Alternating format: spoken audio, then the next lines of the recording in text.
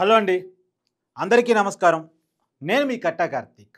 ఈరోజు గుడివాడలో చాలా టెన్షన్ వాతావరణం నెలకొంది.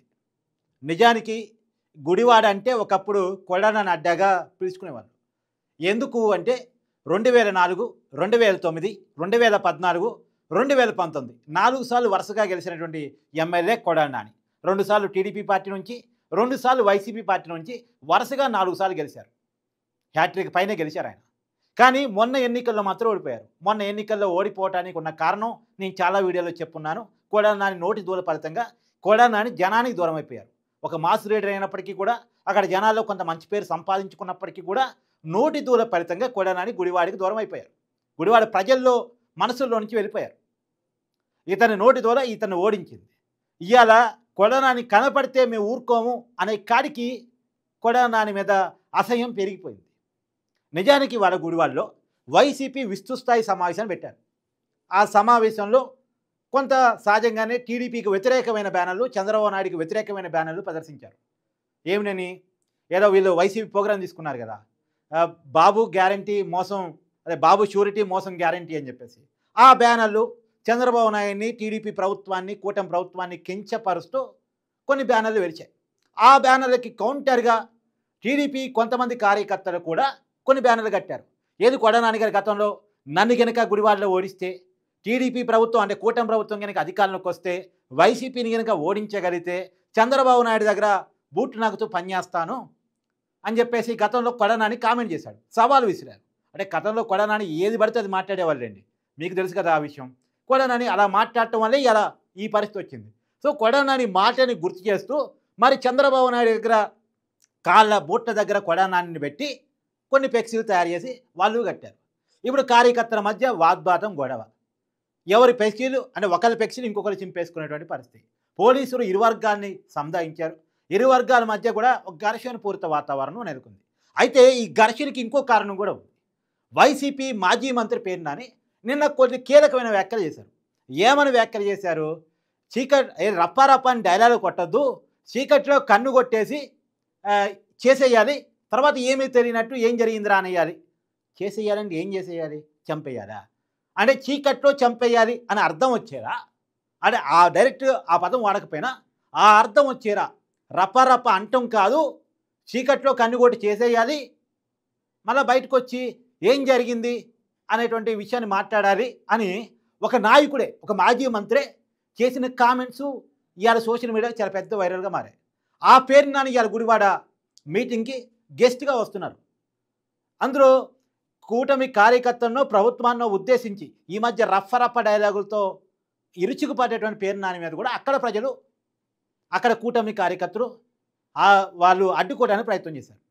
నిజంగా కూడా కొడాలి నాని మాటలు గతంలో ఉన్నవి, ఇప్పటికీ పేరు నాని మాట్లాడుతున్న మాటలు, ప్రజల్ని రెచ్చగొట్టేలా ఉన్నటువంటి మాటలు, కవ్వింపు మాటలు. నిజానికి వైసీపీ కోరుకుంటుంది ఆంధ్రప్రదేశ్లో ఇలాంటి కవ్వింపు మాటల ద్వారా ఘర్షణ పూరిత వాతావరణం రావాలి. వైసీపీ కార్యకర్తలకు, టీడీపీ కార్యకర్తల మధ్య ఘర్షణ జరగాలి. దీన్ని పెద్ద ఎత్తున వైసీపీ ప్రొజెక్ట్ చేయాలి. రాష్ట్రంలో ఏదో అశాంతి వాతావరణం ఉంది, వైసీపీ కార్యకర్తల మీదకి కూటమి కార్యకర్తలు కొట్టడానికి వస్తున్నారు, వైసీపీ ఆఫీసుల మీద దాడులు జరుగుతున్నాయి, వైసీపీ నాయకుల మీద దాడులు జరుగుతున్నాయి, ఇది ప్రొజెక్ట్ చేయాలి. ఇవాళ కొడాలి నాని మీదకో, పేరు నాని మీదకో, లేదు వైసీపీ నాయకుల మీదకో ఏదైనా జరిగితే రేపు పొద్దున జగన్ వచ్చి పరామర్శ ప్రోగ్రాం పెట్టుకోవాలి. దీని మీద జగన్మోహన్ రెడ్డి పెద్ద ఎత్తున మాట్లాడాలి. ఇది మొత్తం కూడా మీడియాలో హైలైట్ కావాలి. హైలైట్ కావడం ద్వారా ఇండస్ట్రియలిస్టుల్లో ఆంధ్రప్రదేశ్లో ఏదో జరుగుతుంది, కూటమి కార్యకర్తలు, వైసీపీ కార్యకర్తలు ఒకరి మీద ఒకరు కొట్టుకుంటా ఉన్నారు, వైసీపీ గ్రాఫ్ పెరిగింది, అది కూటమి తట్టుకోలేకపోతుంది, రెండోది రాష్ట్రంలో ప్రశాంత వాతావరణం లేదు, కాబట్టి ఆంధ్రప్రదేశ్లో పెట్టుబడి పెడితే ఎప్పుడు ఏం జరిగిందో తెలియదు, ఆంధ్రప్రదేశ్లో పెట్టుబడులు పెట్టొద్దు అని అంతర్జాతీయ కంపెనీలు, దేశీయ కంపెనీలు అనుకోవాలి. అమరావతి డిస్టర్బ్ కావాలి. ఇది చాలా క్లియర్గా వైసీపీ ప్లాన్ చేస్తూ ఉంది. కొంతమంది కూటమి కార్యకర్తలు కూడా ఆ ట్రాప్లో పడి అదే క్రమంలో వాళ్ళ మాటలకు రియాక్ట్ అవ్వాలి కదా, వాళ్ళు రెచ్చగొడితే మేము పడాలా, ఇప్పటికీ వాళ్ళు తిరిగితే మేము పడాలా, వాళ్ళ మీద కూటమి ప్రభుత్వం చర్యలు తీసుకోదా. నన్నపరెడ్డి ప్రసన్న కుమార్ రెడ్డి ఏమో డైరెక్ట్గా ఒక ఎమ్మెల్యేని పట్టుకొని, వేమిరెడ్డి ప్రశాంత్ రెడ్డిని పట్టుకొని అనరాని మాట అంటాడు. సాక్షి ఛానల్లో డైరెక్ట్గా అమరావతి మహిళల్ని లైవ్లో కించపరుస్తారు. పేరు నాని డైరెక్ట్గా రప్పరప్ప అనేదేంది చేయండి అని డైరెక్ట్గా హింట్ ఇచ్చేస్తాడు. అక్కడెక్కడో ఉమ్మడి ప్రకాశం జిల్లాలో ఆదిమూలపు సురేష్ ఏమో చేసేయండి ఏదో ఒకటి రప్పరప్ప, ఇప్పటి వరకు జరిగిన రాజకీయం వేరు, ఇప్పుడు జరగబోయే రాజకీయం వేరు, అంతా రప్పరప్ప అని చెప్పేసి ఆయన అంటాడు. జగన్మోహన్ రెడ్డి ఆయన పర్యటనలో ఆయన జనాన్ని చంపుకుంటే ముందుకెళ్ళిపోతుంటాడు. ఏ పర్యటనకి వెళ్తే అక్కడ వివాదం సృష్టిస్తుంటాడు. ఒక చోట రాళ్ళు వేస్తారు, ఒక చోట జనాన్ని చంపేస్తారు, ఇంకో చోట మామిడికాయలు రోడ్డు మీద పోసి దాన్ని దొక్కిచ్చేస్తారు. ఇలా ఒక గందరగోళ వాతావరణాన్ని, ఒక నిశ్శబ్దంగానే ఆంధ్రప్రదేశ్లో శబ్దాన్ని సృష్టించాలనేటువంటి ప్రయత్నం వైసీపీ చేస్తుంది. నిజానికి గుడివాడ అంటే ఆ పేరులోనే ఉంది, గుడి అని చెప్పేసి. అది ప్రశాంతతకు నిలవైనటువంటి ప్రదేశం. నిజానికి మొన్న వెనిగెల రాము టీడీపీ అభ్యర్థి కొడాలి నాని మీద 53,000 పైగా మెజార్టీతో గెలిచాడు. ఓ బ్రహ్మాండమైన విజయం. కొడాలి నాని 4 సార్ల తర్వాత ఘోర పరాజయాన్ని పొందాడు. సరే, ఘోర పరాజయం పొందిన తర్వాత వైసీపీ రివ్యూ చేసుకోవాలి, ఎందుకు ఓడిపోయామో తెలుసుకోవాలి. 4 సార్లు గెలిచినోడు, మాస్ లీడర్ అనుకున్నాడు, ఎప్పుడో ఒక ఎన్ఆర్ఐ అప్పటికప్పుడు ఎలక్షన్స్ ముందు వచ్చి టికెట్ కొత్త అతనికి ఇస్తే అతను ఎలా గెలవగలిగాడు, ఎందుకు కొడాలి నాని ఓడిపోయాడు, ఎందుకు రాష్ట్రంలో 151 సీట్ల నుంచి 11 సీట్లు పడిపోయాయి, వైసీపీ రివ్యూ చేసుకోవాలి. కానీ చేసుకోకపోగా ఇప్పుడు అభివృద్ధిని డిస్టర్బ్ చేసే ప్రయత్నం. ఎందుకు అభివృద్ధిని డిస్టర్బ్ చేసే ప్రయత్నం? నేను నిన్నదాక మన మెయిల్స్ గురించి మాట్లాడుకున్నాం కదా. ఆంధ్రప్రదేశ్లో ఏపీఎండిసి ద్వారా, అంటే ఆ బాండ్ల ద్వారా 9,000 కోట్ల ఫండ్ జనరేట్ చేయాలని కూటమి ప్రభుత్వం అనుకుంటే దాంట్లో పెట్టుబడి పెట్టొద్దు అని ఒక 200 కంపెనీలకి ఉదయ్ భాస్కర్ అనేటువంటి ఒక జర్మనీలో పనిచేస్తున్న ఇప్పుడో ఉద్యోగితోటి మెయిల్స్ పెట్టించింది వైసీపీ. ఆ విషయాన్ని ఆర్థిక శాఖ మంత్రి పయ్యావుల కేశవ్ బయట తీసుకొచ్చారు.